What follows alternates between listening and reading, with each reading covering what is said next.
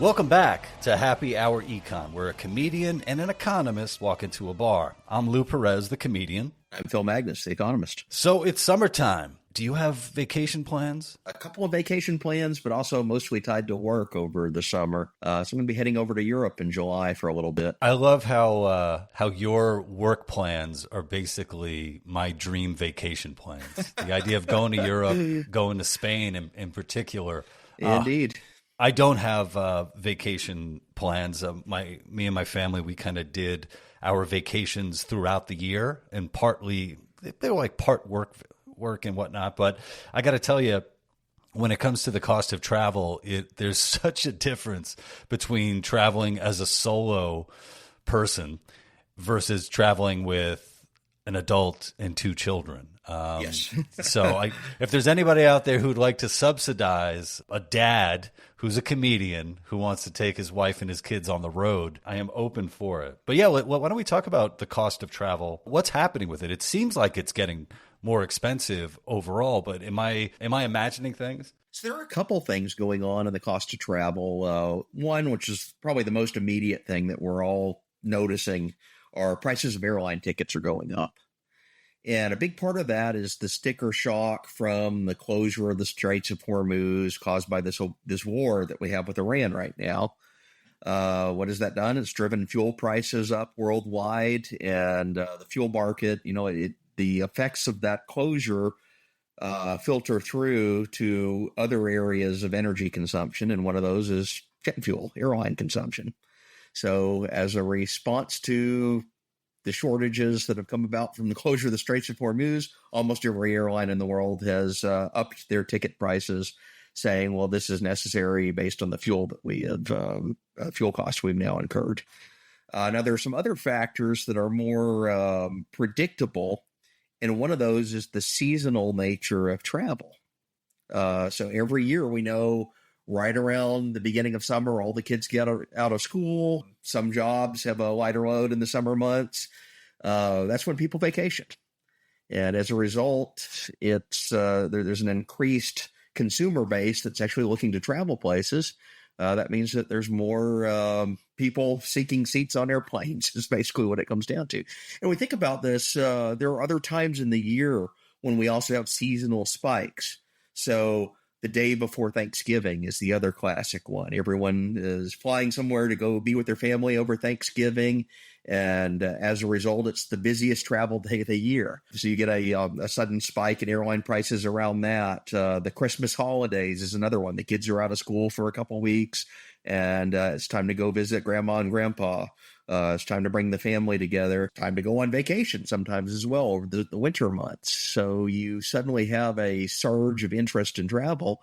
And a result of that, as airlines respond, they raise their prices as a rationing mechanism for a scarce number of seats during those weeks and months. All families have, different setups, different schedules, work schedules and all that. But something that I found just as a travel hack and also as a good time hack is if you take your kids out of school during the week, you can go to places that are open and there's no other kids there. Exactly. So if you can do it, and also you don't have to lie. You don't even have to make up a note like, oh, Sally was sick. You could just say, no, I'm taking my kids out and we're going to go, right. We're going to go anywhere that we want to go. They may even learn more on vacation than they're picking up in the schools, especially if you take them somewhere interesting and historical. Or if they want to buy something and you have to explain to them, no, we can't afford that. So then that's a really big lesson there. Kids have magical thinking. They think every time mommy or daddy reaches into their pocket or purse, they could just get all the wonders of the world purchased.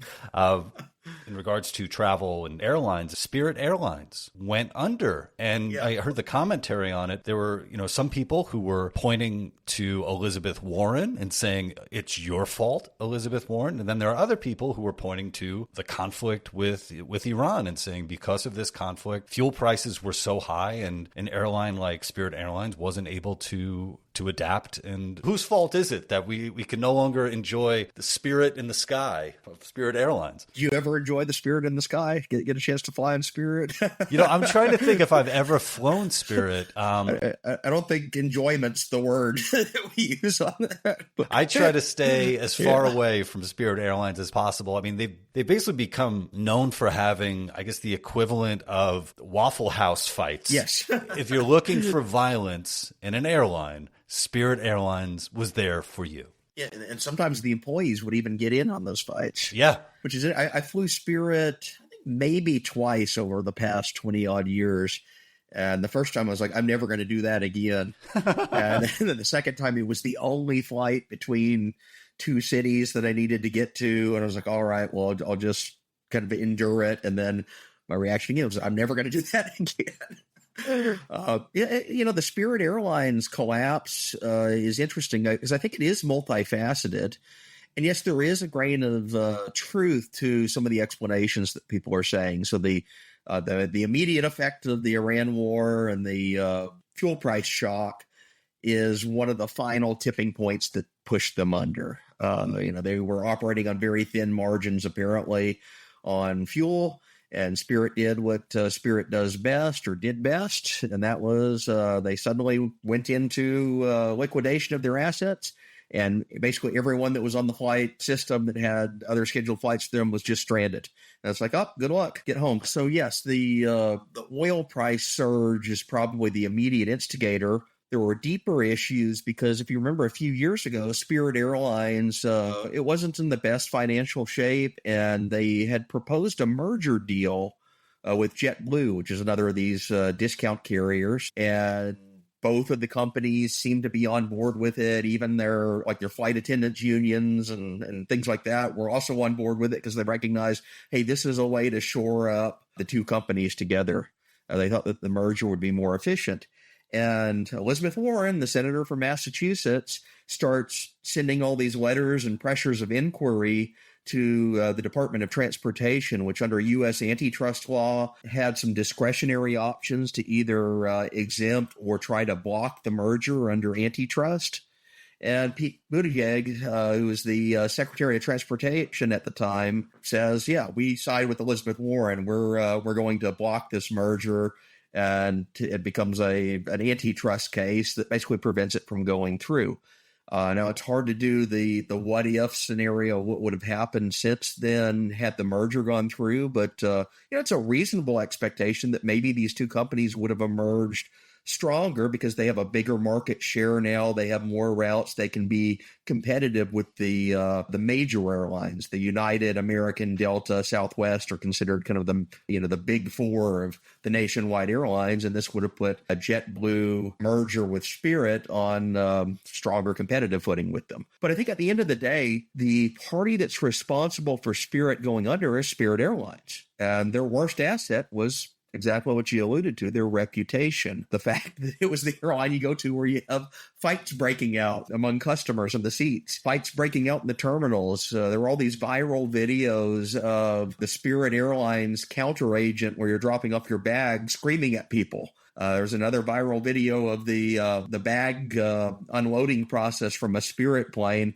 and it's like they open up the cargo hold, and there's this guy there just like chucking bags out the door onto the runway 20 feet below, and you see that right under the big Spirit logo on the side of the airplane. There are multiple incidents of this. One of my favorite that I found the YouTube video of, there was a Spirit airline check-in counter, and someone had a video, and suddenly the ceiling tile collapses and a raccoon falls out of it. Oh, wait. And I'm seriously going, Google this. Google the Spirit Airlines counter raccoon incident. And we laugh and we joke at this, but this had become the reputation of the airline. And when you got that type of reputational baggage, you probably have some more serious problems. If the question is, am I going to fly to a city and probably get there reasonably on time or maybe even a couple hours delayed if I fly on Delta or United or something like that? They're not great as airlines, but they generally get you there and they generally have reschedule options. Or I can fly Spirit Airlines where there's a chance of a fight breaking out, a raccoon falling through the ceiling. Another one, they were duct taping parts of the wing on together. There's a video of that. All this reputational chaos. Well, I'm going to spend the extra $50 to go on the place that I know at least is probably going to get me there, or at least is going to have a backup option if they do have to cancel or delay for mechanical problems. Yeah, that just makes me think of how important the price of admission is. It seems like you have to pay in order to have, at this point, even a modicum of civility. Right. I'm a big fan of all those videos that you mentioned.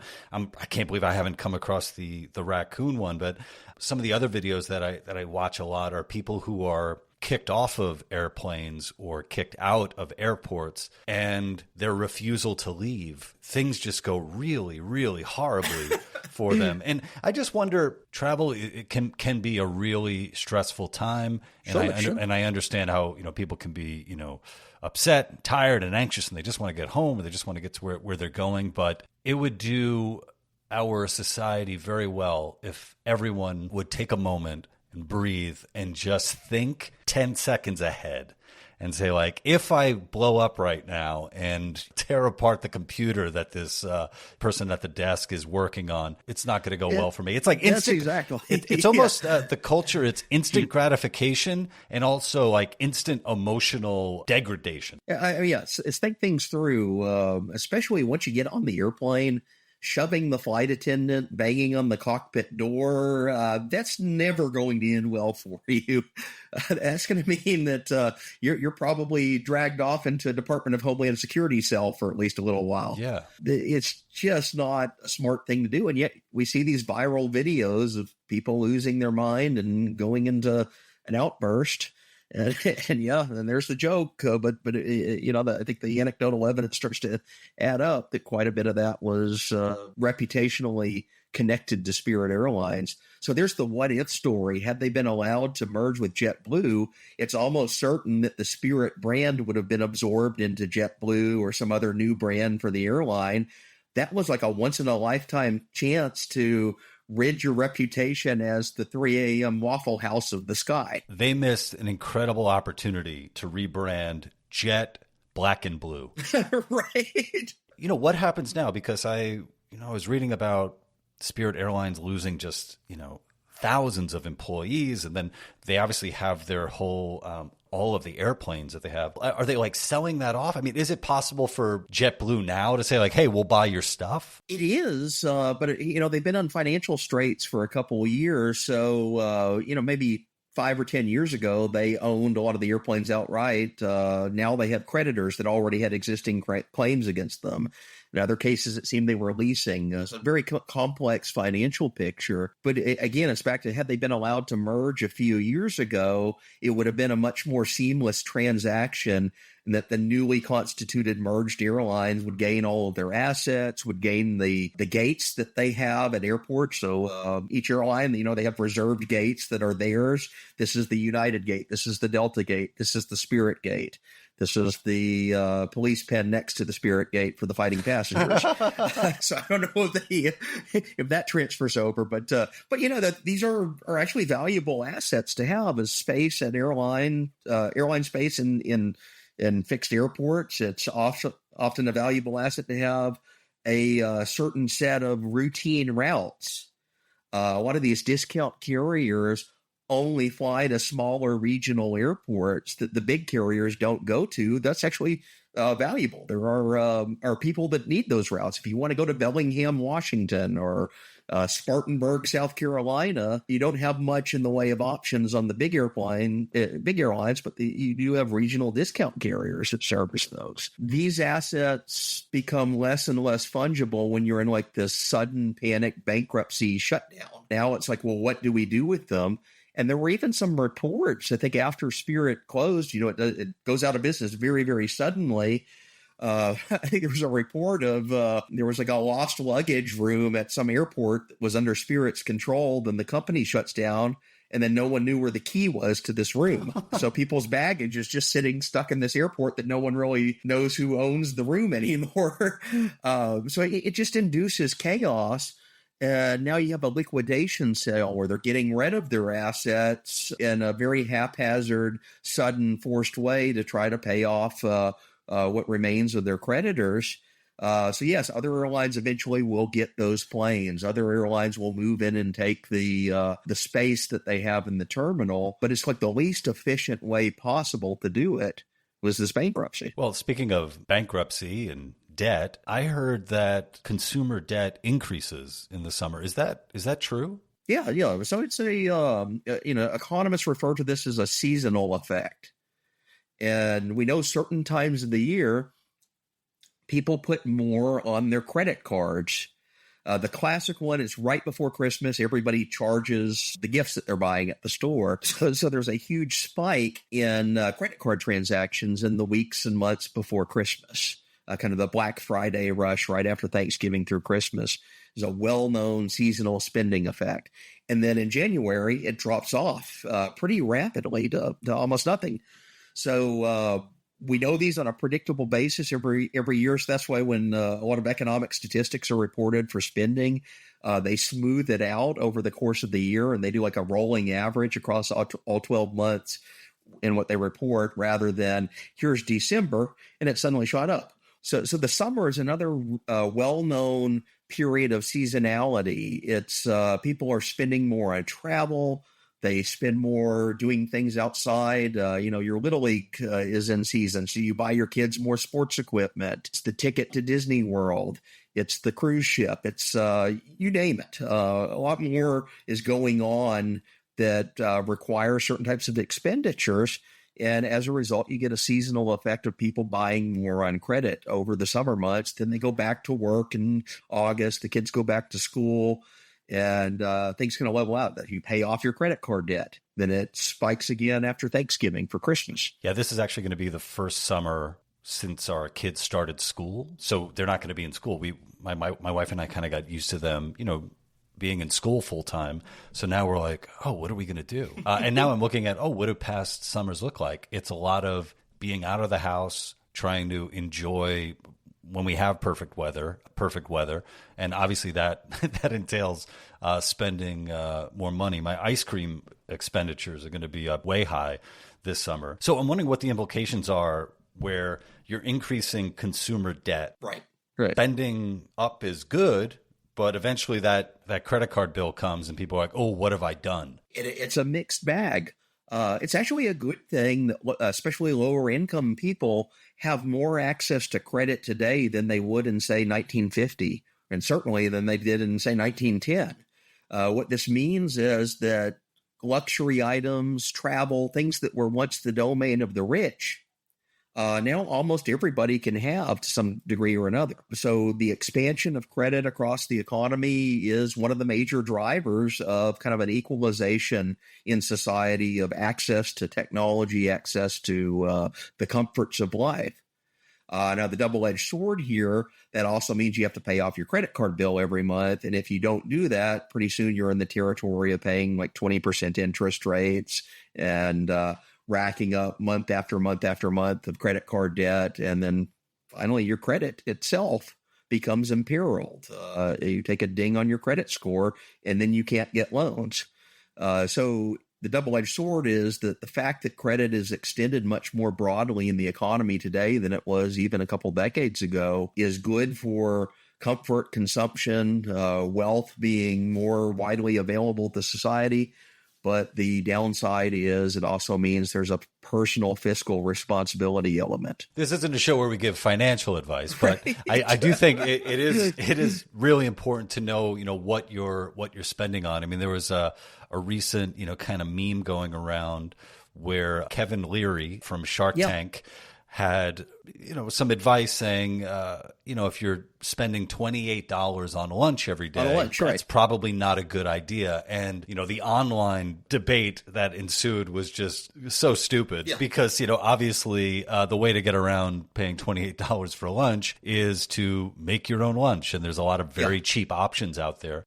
Bring your peanut butter and jelly into the office. Yeah. And if you're not, and if you're not a peanut butter and jelly person, well, there's rice and vegetables, and you get a crock pot. You can make meals for days.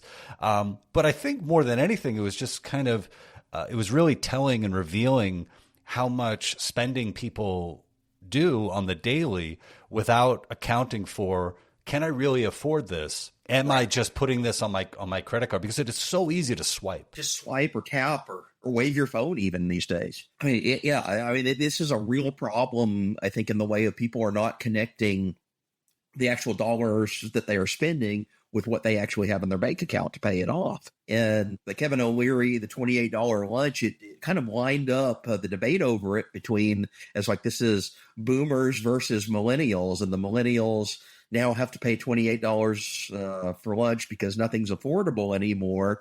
And then you have the older generation saying, well, wait a minute. No, I ate ramen noodle when I was your age. I ate peanut butter sandwiches. I didn't go out and get my avocado toast every day at lunch. So it's a price mechanism that's reflected in a change in consumer habits to where, I guess apparently if people that are living and working in large urban areas, you already have higher expenses on things that you purchase at the store anyway. And going out to lunch every day is going to be a pretty expensive option if that's what you're doing. But again, it's so easy. It's a click a button on your phone to get Uber Eats or Grubhub or one of these DoorDash type things delivered, or it's go into the restaurant, just tap your card, and you have a $28 plus lunch. Well, yeah, that racks up.